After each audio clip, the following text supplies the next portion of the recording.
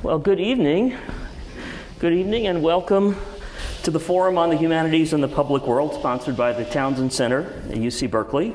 It's a very, very great pleasure to be able to welcome and introduce our guest, Leon Fleisher, who will be spending an hour or so with us this evening in conversation and dialogue, talking a bit about his playing, his teaching, his thoughts on music, his thoughts on his own experiences over a very long and fascinating career. For those of you who are unfamiliar with what the Forum on the Humanities and the Public World is, I just want to say a few words about that. Our hope and our aim in this is to bring intellectuals, writers, artists, others whose work is really fundamental to humanistic pursuits into dialogue with a broad public audience in ways that will allow them and us to talk about and to illustrate some of the important and essential connections between what humanists do in practice, the materials they deal with, the ideas that we engage, all as a way of helping us articulate just how important it is to be able to share in these ways in a vibrant and vigorous and humane public world. And very much part of our effort is to show that what literature and the arts can do and can give us are not luxuries or enhancements, but really are some of the essential ways in which we express what it is to live as human beings in a sometimes difficult and sometimes very often, fortunately, beautiful world. Our guest this evening, Leon Fleisher, is superbly well-equipped to help us think and talk about these things. I want to sketch just a brief bit of biography before turning to a discussion for a little while and then to questions from the audience. As some of you may know, he's a native of San Francisco. Carolyn Kennedy recently described him as a piano prodigy from the Golden Gate who rose to the heights, embraced adversity, and became a musician for all seasons. His piano playing began when he was a mere 4 years old. The story has it, and I don't know if it's true, but maybe we can find out, that it was in fact his brother who was initially the one being given piano lessons. And that Leon would listen to the lessons and then afterwards reproduce the lessons note for note. So I'm told. So he gave his first public performance 4 years after that, at age 8.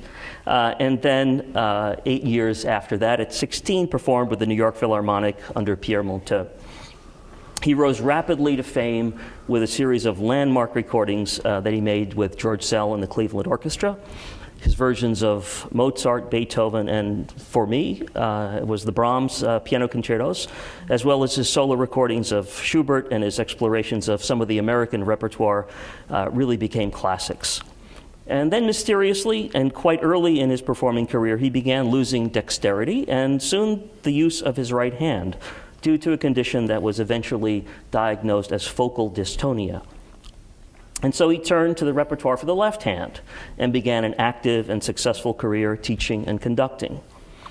As a teacher, he's carried on a tradition that descends by surprisingly few generations and entirely directly from Beethoven, via Beethoven's pupil Karl Czerny and through Theodor Leschetizky, and then through Fleischer's own teacher Arthur Schnabel.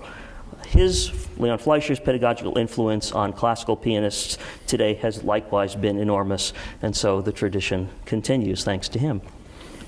Some 30 years after the onset of the affliction that turned out to be so ironically fortunate for his teaching career, Leon Fleischer regained the use of his right hand. The remedy, I understand, involved a combination of Botox injections and massage.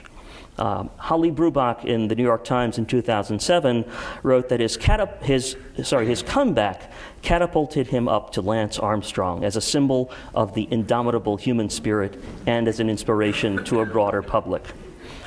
And so the story of misfortune is one that makes a happy and victorious turn. Leon Fleischer is back. And has been back at full strength for several years now. And in fact, this Saturday evening, we'll be performing a program of works in San Francisco with his wife, Kathy Jacobson Fleischer, who's also here this evening. Welcome.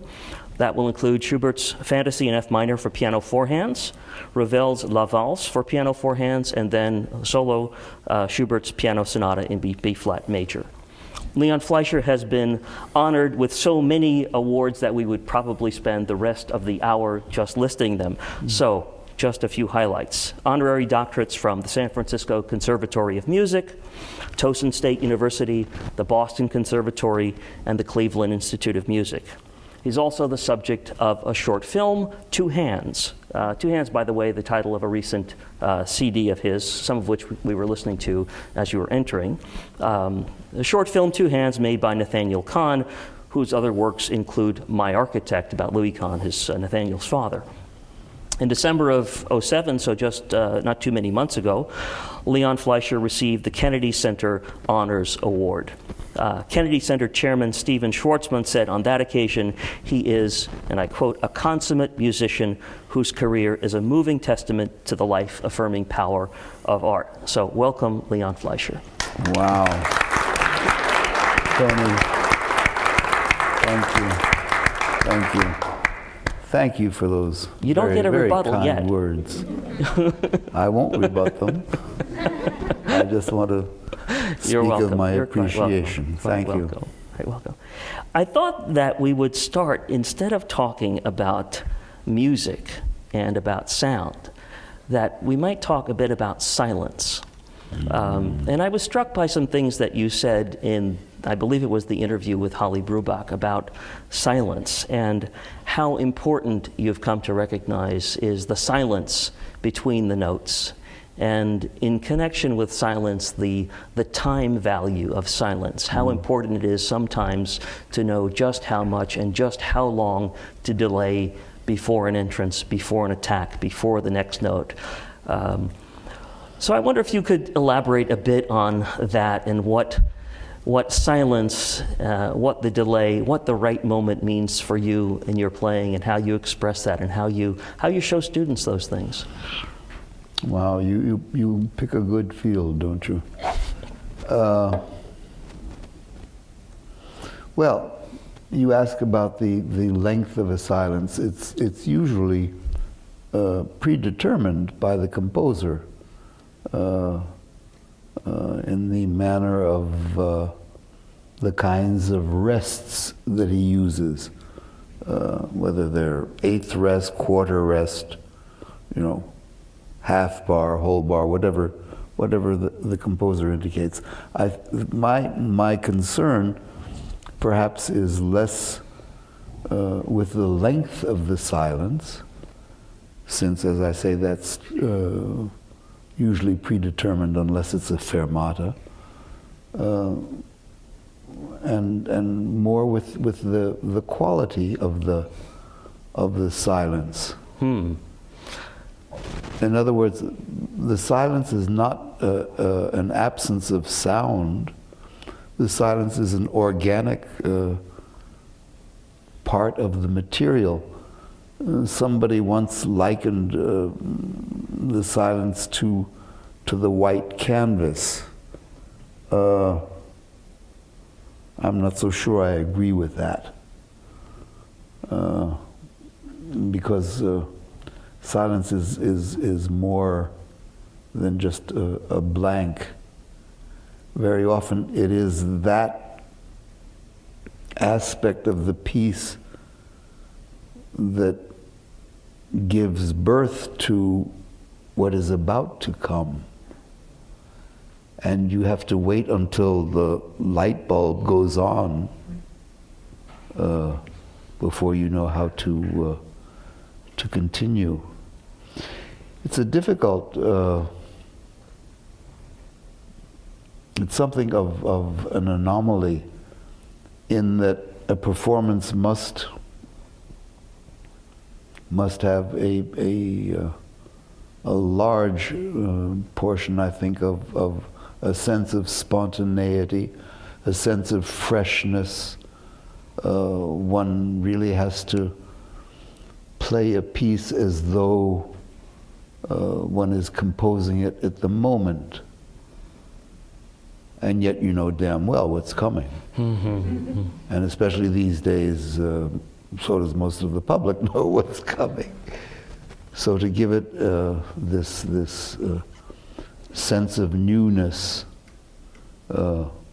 is one of our challenges. And you say, or have said also in connection with the question of silence, that it's important to begin the sound, I think you say, as late as possible, but not too late. Oh, how one's words become twisted. No, before going to that, I would like to refer to a most esteemed colleague and friend, Alfred Brendel, who I understand was recently here. Indeed. He was, for somebody whose mother tongue is not English, his mastery of the language is extraordinary. And he was asked once if he had the opportunity, what would he ask of the public? Reversing roles, as it were. And he said he would ask them to listen, to truly listen, which is an anagram of silent, which I thought was very perceptive of him. Indeed. He likes those kinds of things.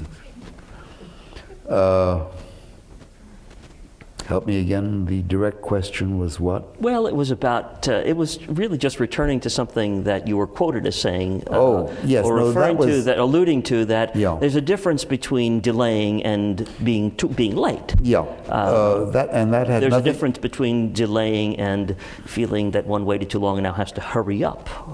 It's a certain, I suppose it has something to do with what you just spoke of as the quality of the silence. Yeah, I made that little aphorism in relation to rhythm. The three main aspects of what you might call Western-centric music, the European music that has come down to us, those three main elements are melody, harmony, and rhythm. And contrary to popular belief, shall we say, the least important is melody. And I think the most important is rhythm. That's what our bodies respond to. And very often, particularly with young people, they are so concerned with the notes that are about to come that there's a certain headlong quality about the way they approach music. Which is not to say that a sense of direction, a sense of momentum is not desirable. It's highly desirable. But in asking them to play more rhythmically, I ask them to define what it is they change. If somebody, I do this with professional orchestras that I conduct. You know, during rehearsal, I will stop rehearsal and I ask them. You know, if somebody asks you to play more rhythmically, what do you change? And there are invariably as many answers as there are people in front of me. And over the years, I think I've devolved down to two responses, one which is perhaps slightly esoteric and the other is simpler. The first is to play what notes constitute the rhythmic pulse, to play them as late as possible without being too late. There you go, yeah. Or place them, place. Most listeners would not perhaps be aware of it, but there is, as there is in any sport, there is a sweet spot in time for when a note should be produced in relation to the others. we all know that you know, you don't have to overpower a ball with a bat to hit a home run.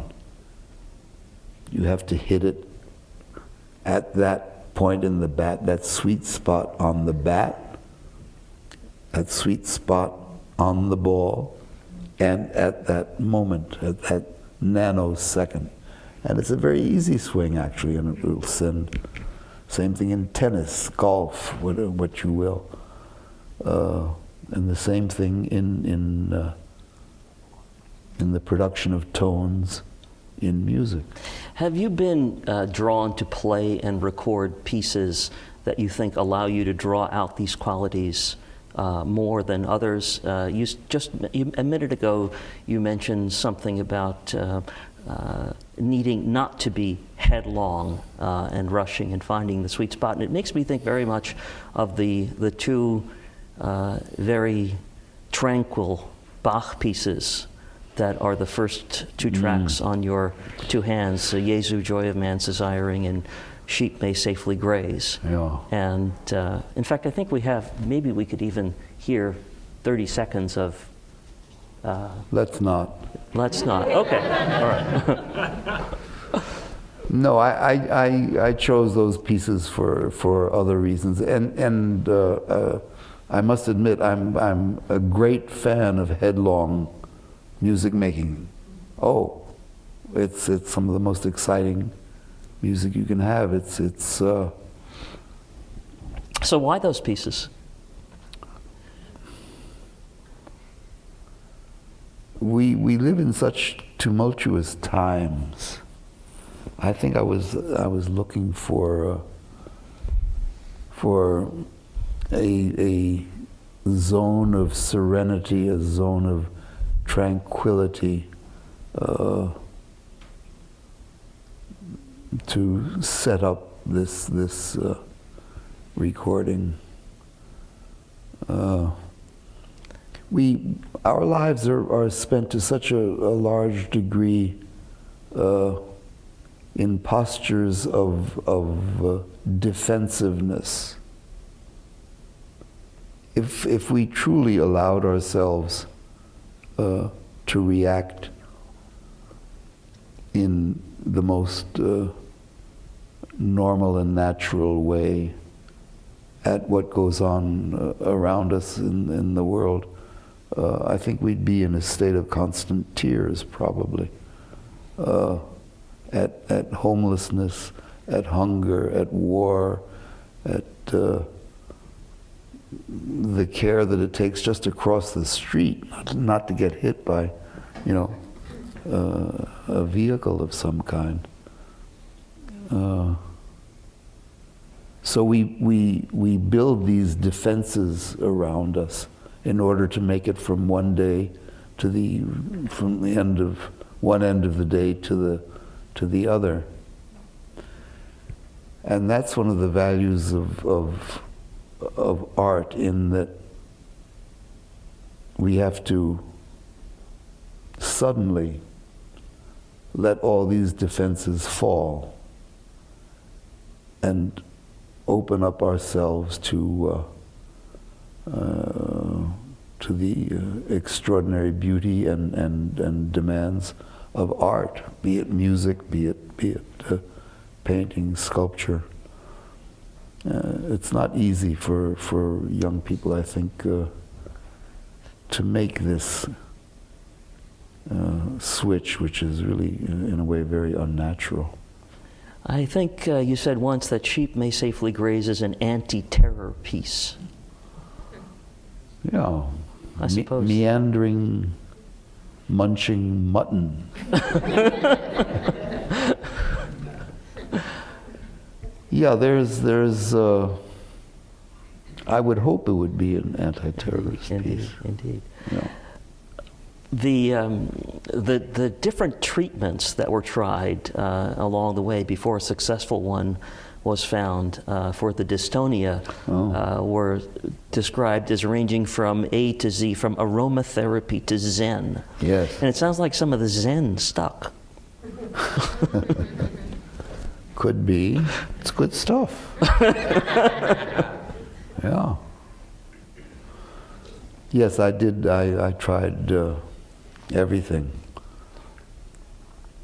Just about. One of my first doctors, when this appeared, actually recommended pot. It was a pleasant association while it lasted.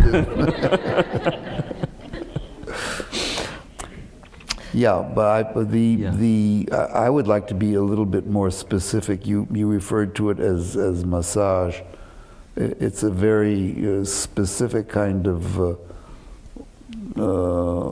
alternative physical therapy, if you want to call it that. It's called Rolfing, which is a very specific kind of technique. My Rolfer was found for me by my wife. And it was really the beginning of whatever return to two-handed playing that I've done. It's a modality that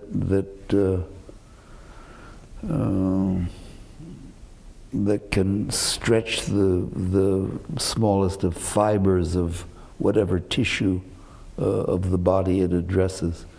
And after some 30-odd years of attempting to deal with the problem, my muscles, the tissue of my forearm had become as hard as petrified wood. And it took a year of Rolfing twice a week, quite regularly, before she was able to, the Rolfer that is, was able to reestablish the normal plasticity, flexibility of the muscles, tendons, and of the general tissue of the arm, which then allowed the Botox to be effective. I see. Without the Rolfing, I see. that wouldn't have happened. So it really was the combination of those. And though it's very romantic to think that I am restored, I am not restored.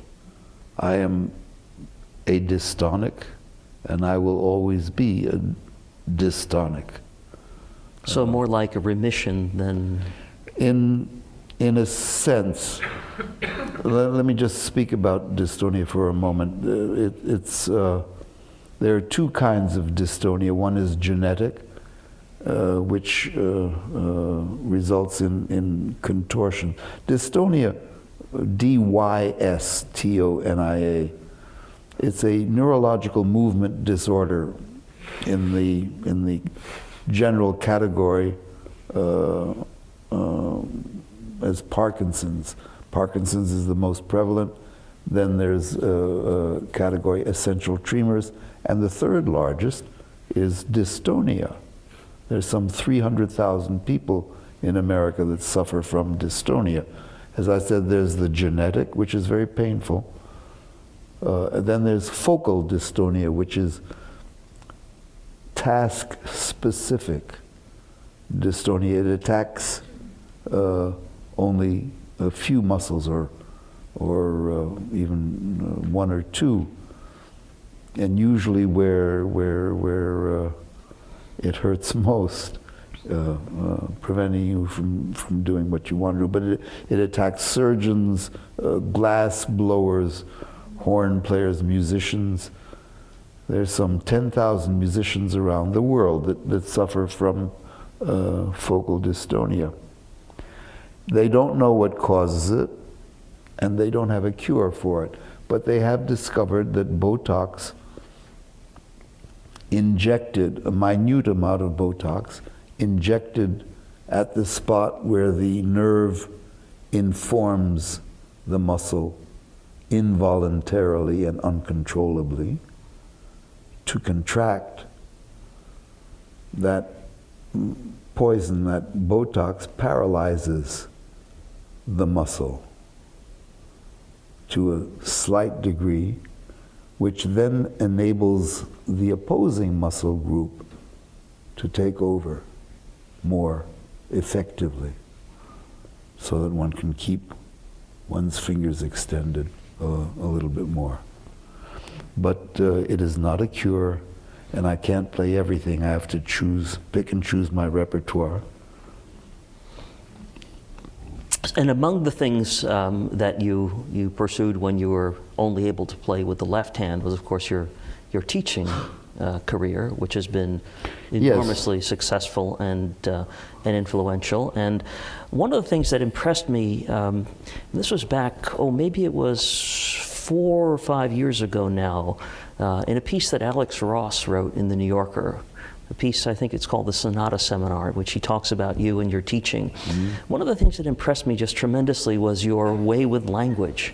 The kinds of things you could and would say to students to elicit certain effects from them. And if you'll allow me, I just want to read a couple of the lines of the Alex Ross piece, in which he doesn't put quote marks around this, but he does allege that you say these things. Play like a cat, but with sheathed claws.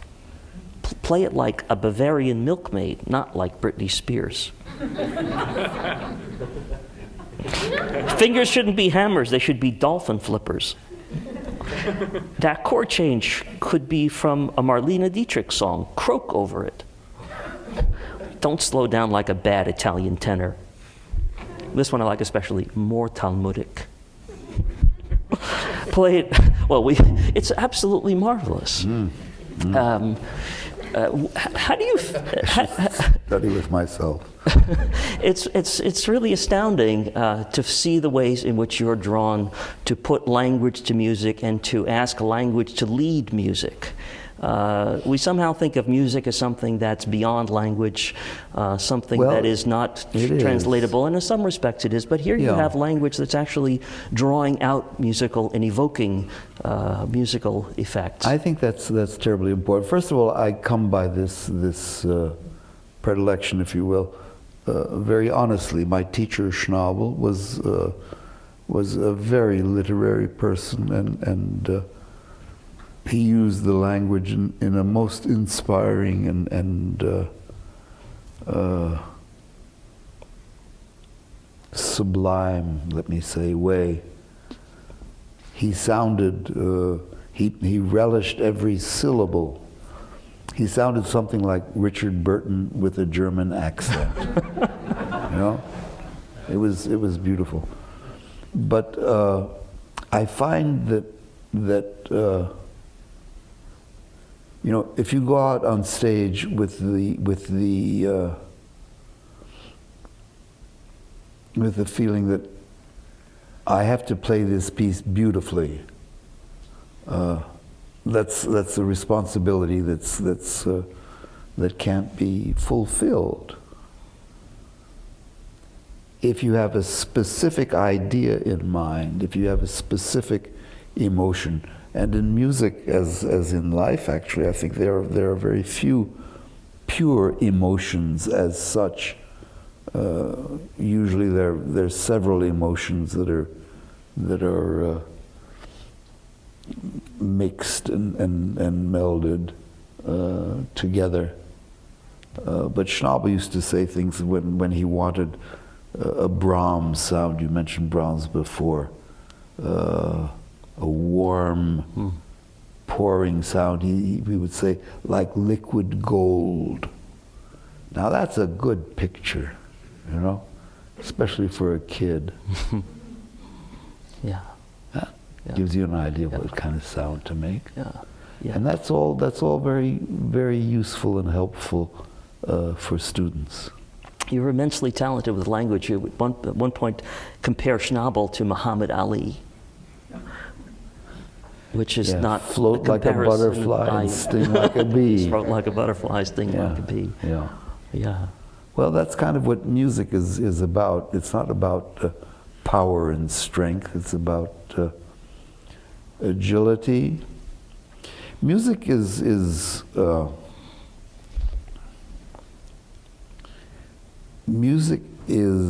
horizontal activity. Music moves through space from point A to point Z, and it's punctuated with multiple vertical events, but it always is moving this way. And because it's movement, it's subject to the laws of movement or to the physics of movement. And the piano is a particular challenge. Every other instrument, from the violin to the double bass, played with a bow, played with movement. You stop the bow, the sound stops. If you go from the piccolo down to the tuba, you're blowing air into the instrument. Movement. You stop blowing, the sound stops. The piano is a series of 88 levers that descend 3/8 of an inch. You have the length of the bow to produce a sound, one note if you will, and you now have 3/8 of an inch. If you put a note down and put your foot down on the pedal, and theoretically if your leg was long enough, you could go out for a cigarette and a cup of coffee and come back, and the string would still be vibrating there. So how are you going to get this sense from putting down 88 levers, 3/8 of an inch? It's a challenge.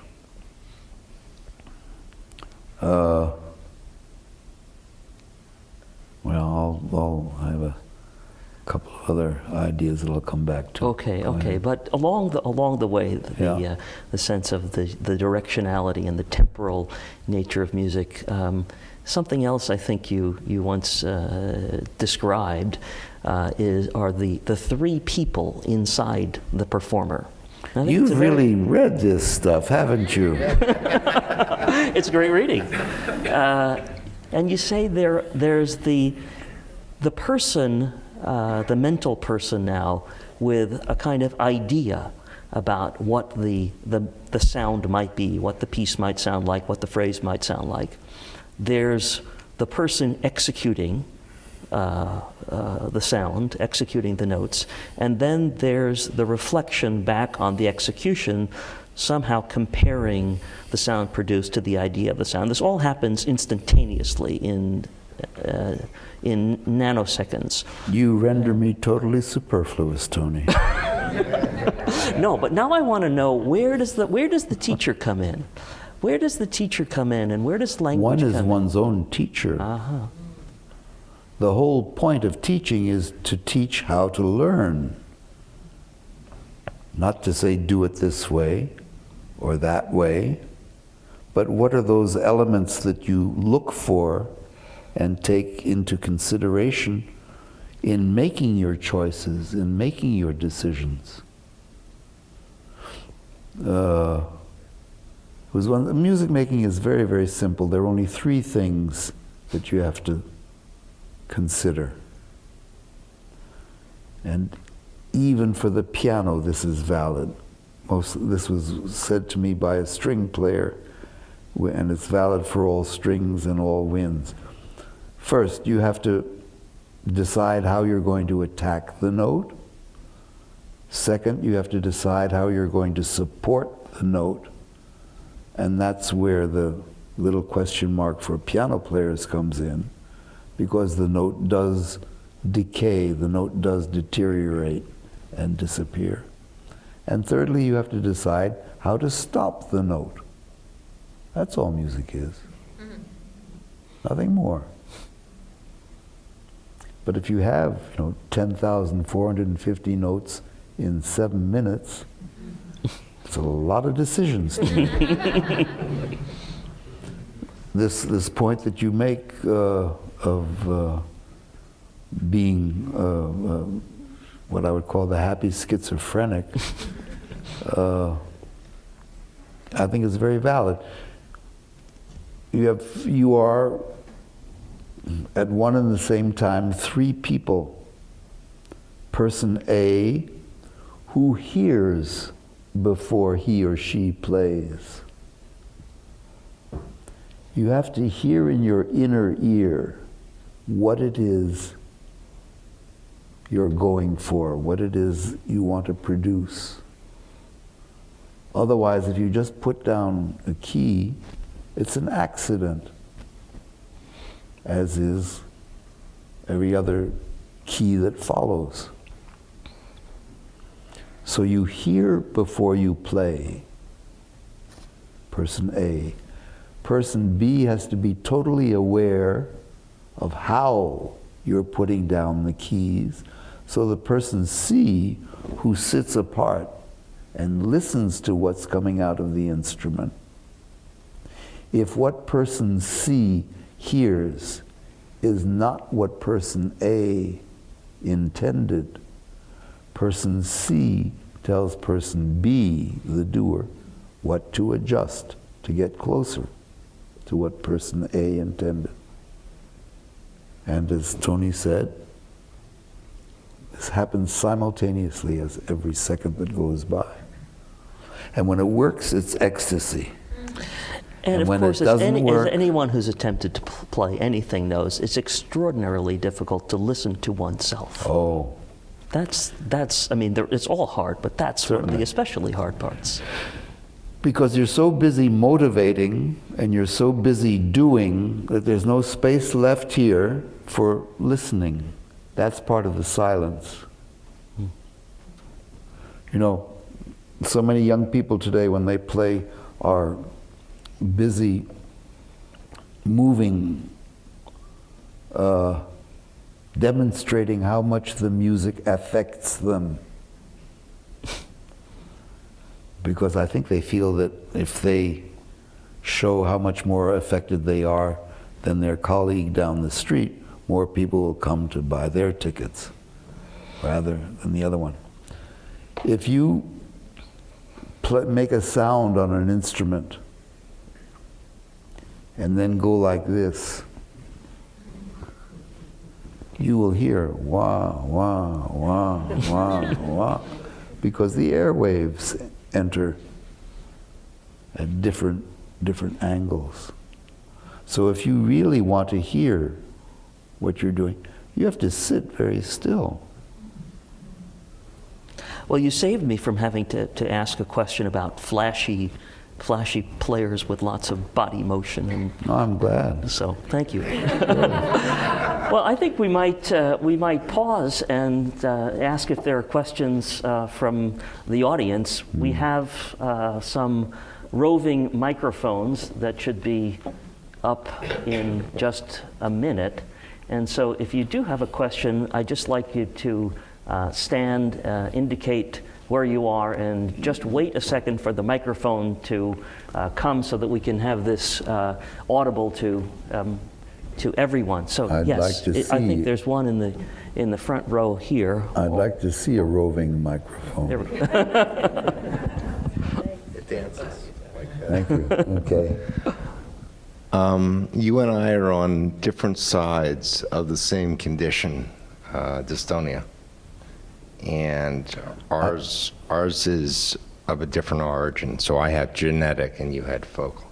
Okay. And mine is hereditary, Jewish, Ashkenazi, you know what that is. And so there came a point in time, in my case, after Mayo Clinic said I'd die by the time I was 15, and I'm 54, so I didn't die. When you give up on traditional medicine, and you take control of your own body and what it can do. And it's a moment that's very vivid, at least in my memory. And the power that you have to do that, and how you convey that, frankly, to other people who you find along the way who are sick or need that kind of support. I just wondered if that same experience radiated for you when you lost faith, if you will, or did you lose faith in traditional medicine?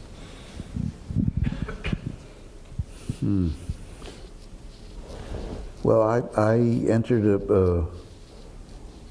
a period of 2 years of deep funk, of real depression, when this first happened, and especially when the doctors could do nothing. They were all very willing to experiment, but they could do nothing. I grew a beard, I grew a ponytail, and I didn't have the guts to buy a Harley Davidson or the money, so I got a Vespa.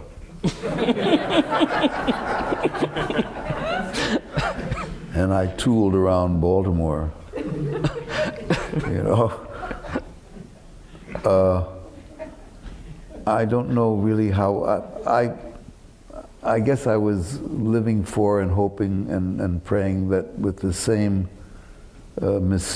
mystery that it came upon me, that one day it would leave me. The thing that saved me was the eventual realization, after wallowing in self-pity and all of that, was that my real connection was to music itself, not just as either two-handed piano player or even eventually as a one-handed piano player. So I really threw myself into my teaching, and I began conducting. And I began having experiences and joys and satisfactions in music that I had never had as an exclusively two-handed piano player. So it really sounds too smooth to say, you know, look at the glass half full rather than half empty. But it is true, if you leave yourself open to more of life, to more experiences, you will have them. And though they will, what happens will probably take a tack different from what you thought your life would be, it can suddenly become, with me, I say this, and I mean it with the utmost sincerity, that were I to live my life again, I'm not so sure that I would eschew dystonia. I'm not so sure that I would do it any differently in terms of you know, what my life's activity is. Yes, a question here in the second. There was a hand back there We'll get for that. Also, there's another mic there. Okay. Okay, yeah. Oh. Sorry, in the back. Yeah. I've played the piano for practically my whole life for pleasure, not as a professional. Isn't that lovely? But I'm not so sure I can say the same thing. But a year ago, I encountered a physical condition that prevented me from playing with both hands, and I lost the use of my right eye, and I believe that you need both eyes in order to play with both hands. And why? Why?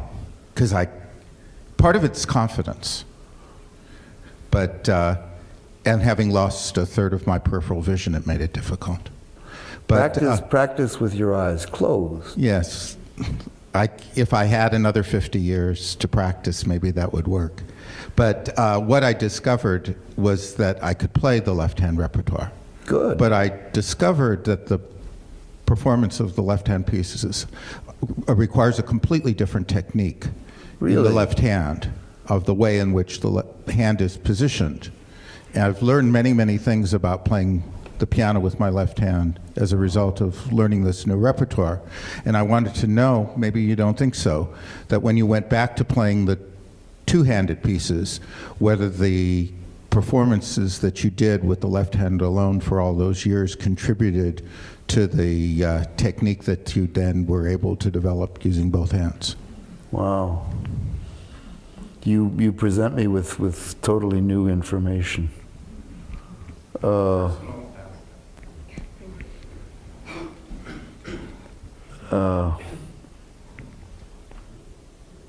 I play the same way with one hand as I do with two. There's one physical difference, and that is you move yourself up towards the treble of the keyboard almost an octave, and you have to balance yourself on your right buttock. That becomes your center of gravity, then sitting flat-assed on the seat. But that's about the only difference. I also have one bad eye, and I try to play with eyes closed. You have to develop that sense of proprioception, of knowing where in space you are. You know, what is this thing? Not too bad.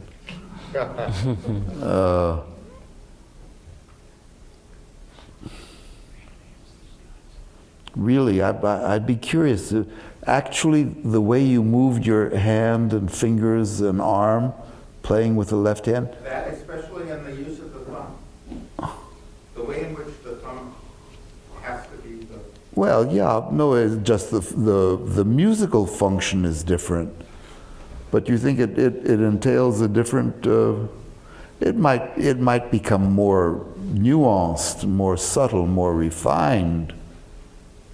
But, you know, there are only certain ways you can move these things. What repertoire did you play, left hand? The Brahms, Chaconne, the Scriabin, Fred Hirsch, things that I've discovered. I have a stack about 4 feet high of left-hand piano music. Wonderful. Good for you. Great. There's chamber music, you know. Yeah, but I can't find the score for the Schmidt. It's at the Library of Congress. Okay, thanks you. Okay. Other questions? Yes.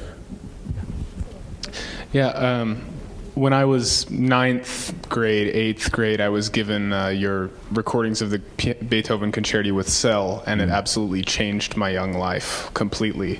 And now when I go back and listen to those recordings as a better listener, better pianist, and so forth, I hear a lot of the way in which you seem to think, at least at that time, about Beethoven, about music, about phrasing and organization, that seems to have a lot in common with what I hear in Schnabel sometimes. And I'm wondering if you can, and for all his eccentricities, most of which I think you don't share, you have much better rhythm. But I was just wondering if you could elaborate for a minute on, I mean, you did talk about language, which is something I hadn't heard before. I think that's great, but maybe elaborate a little more about experiences with him, or maybe just wisdom that stayed with you throughout your career from him. Wow. Change your life, huh? Did it make you a Democrat?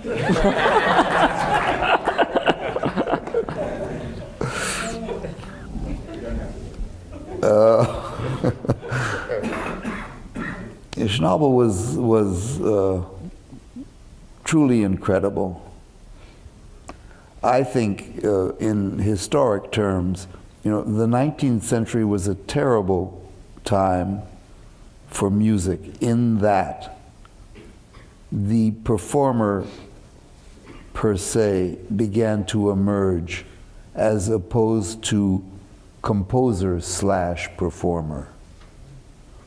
The composer slash performers had talent, had gift, had taste, had knowledge, and the performers who began to emerge realized that they were much more numerous and therefore had to be more competitive. And if the composer wrote piano in this spot, and they discovered that if they played it forte, they would have more success with the public, damn it, they played forte. And then you come with somebody called Wagner, who made everything portentous and fat and slowed things down.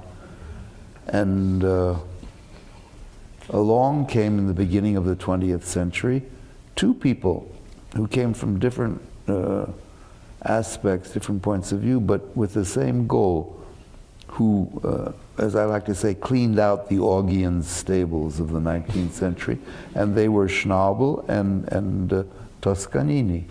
They restored the integrity of the text and respect for the composer again. That's as a general background. Specifically, Schnabel was the most inspired, rapturous, sublime, transcendental. He reached these other levels of human awareness instantly, and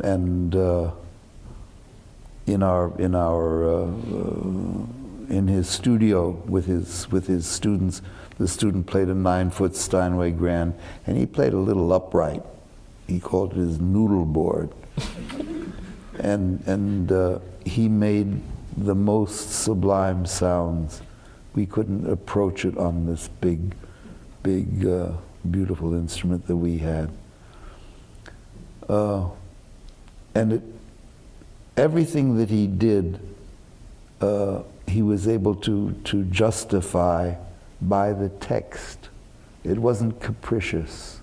It wasn't, oh, well, I feel it this way, therefore I'm doing it that way. He was able to demonstrate how every choice that he made emanated from the material itself. And it soon came to the point where you couldn't really distinguish Beethoven from Schnabel, or Mozart from Schnabel, or Schubert from Schnabel. When I worked with him for 10 years, from the age of 9 to 19. By the by, this performance that Catherine, my wife, and I are giving on Saturday, I think is if we looked up in the San Francisco Chronicle in April, I think it was in March or April of 1938, I gave my farewell appearance with the WPA Orchestra at Herbst, known then as Veterans Auditorium, not the War Memorial Opera House, before going to Italy to study with Schnabel. So I think it's 70 years virtually to the day. My goodness. What this scene that Kathy and I are doing on Saturday. After I left him, it took about a year to 2 years before I was listening to a recording of his, and I remember remarking, "My heavens, how beautiful that is!" But I'm not so sure I would do it that way myself. And when I realized what I had said to myself, you know, it was like a bar mitzvah. It was you know, I came of age. And so, did you feel it was time to leave Schnabel? Did Schnabel feel he? No, he kicked me out. He kicked me out. I had become lazy. You know, I'd learn a piece and I'd learn the notes, and I wouldn't really address the challenges of the work, because I knew next week I would take it in for a lesson, and I'd have the truth laid upon me. And he recognized this, and he said, "Now you're on your own. You know the things to look for. You know how to learn." And it took me a few years to realize that I had learned how to learn. It was amazing. Yes, ma'am. Yes. Mr. Fleischer, it's been described that you healed or you recovered yourself through Botox and massage or the Rolfing. I'm wondering if you would say as well, really, that it was through music that you healed yourself.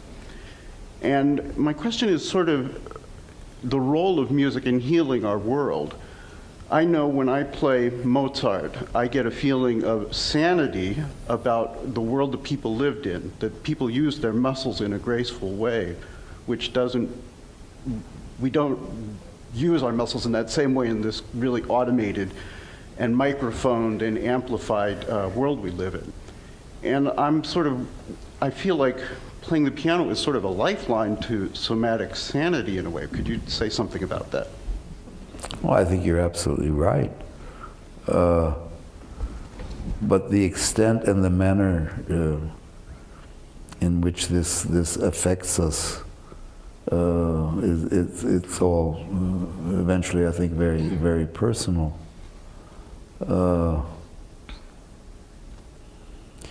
Yeah, music brings us back to those areas that we don't really, in the rush of life today, we don't really have access to those inner worlds. We don't allow ourselves to have access. Our potential is so much greater than what we wind up using, simply because the requirements of life today prevent us from developing these aspects, I think. When will it happen? Yes, I think we had another question up in the front here. Thank you for taking my question. Among the piano literature for the left hand, do you have a favorite piece, and could you please describe the pleasures and challenges of playing it? Describe the pleasures and challenges of playing that specific piece? Yes, please. I don't have a favorite piece. No? So...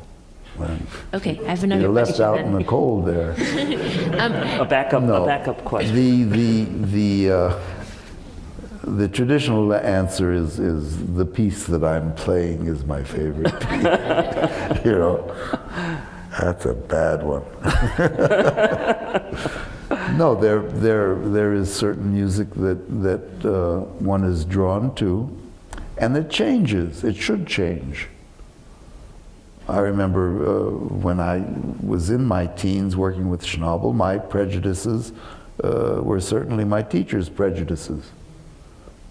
And he played only that music that he thought was better than could be played. And this was not from any physical point of view. He thought that Mozart and Beethoven and Schubert were virtually unreachable.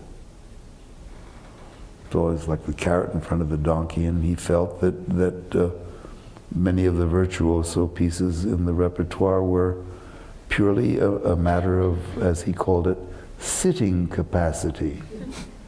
You know? Sit long enough and you'll get faster octaves than anybody else. Except there's always somebody coming up, a little bit younger, who will have still faster octaves.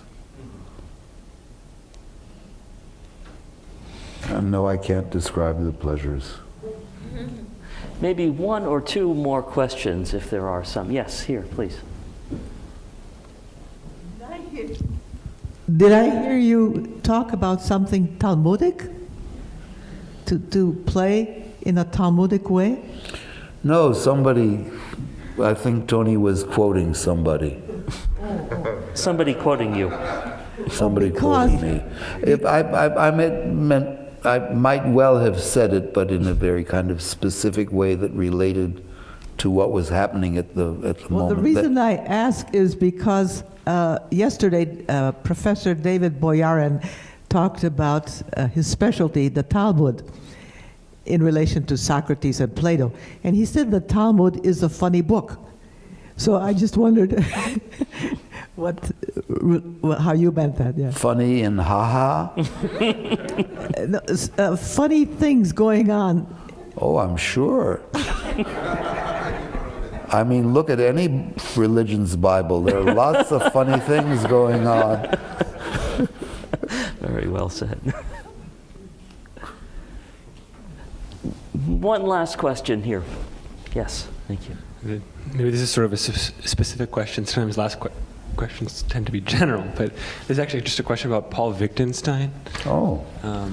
And like when I hear about piano music for one hand, I tend to think of Paul Wittgenstein, and a very peripheral understanding that he had specific requests because he commissioned a lot of music for the left hand.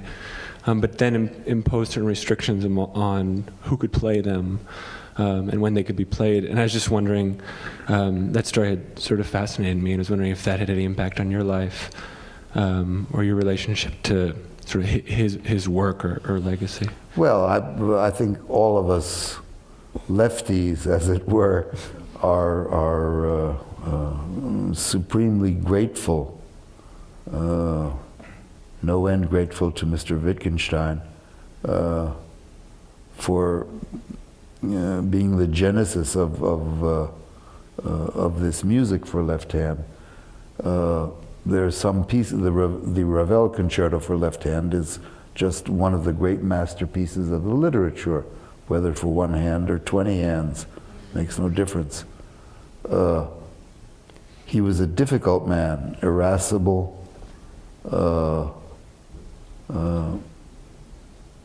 very self-concerned, but you can understand. He came from a very wealthy family. His brother was a famous philosopher, Ludwig. He had three or four other brothers, two of whom committed suicide. His sister was a model for Klimt. It was an extraordinary family. It was in Vienna. It was a salon that was frequented by composers, starting with Brahms, I think, and going through Mahler. And he lost his right arm in World War I don't think it matters that he was on the wrong side.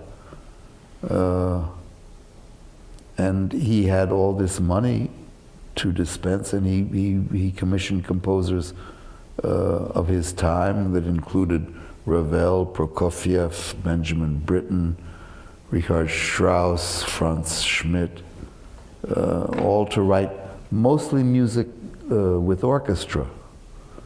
Comparatively little. I don't know of any. I'm sure there must be solo works, but he was that he commissioned.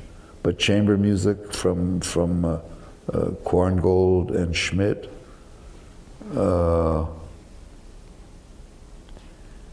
But he was a difficult man. He was not pleased with much of the music that was written for him.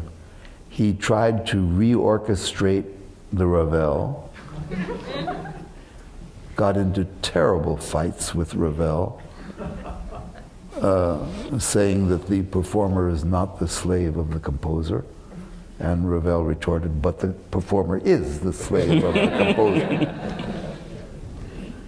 He never played the Prokofiev Fourth. He locked it up in a cabinet.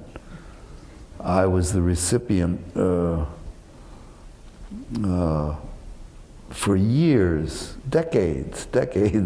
There were rumors of a Hindemith concerto that had been commissioned by Wittgenstein. And lo and behold, about 5 years ago, when Wittgenstein's widow passed away in New Hope, Pennsylvania, I believe it was. The children came in and shook out the drapes and, opened drawers and closets and things, and lo and behold, there was the Hindemith left-hand concerto. And Hindemith's publishers called me and asked if I would be willing to give the world premiere, which I did. I was now about 4 years ago with the Berlin Philharmonic, Simon Rattle, and I'm about, in 3 weeks or so, about to record it for the first time. It was written 1923, one of Hindemith's best periods. It's a fun piece. I actually played it here in San Francisco a couple of years ago with Blomstedt. Good piece. So we're very grateful to Mr. Wittgenstein.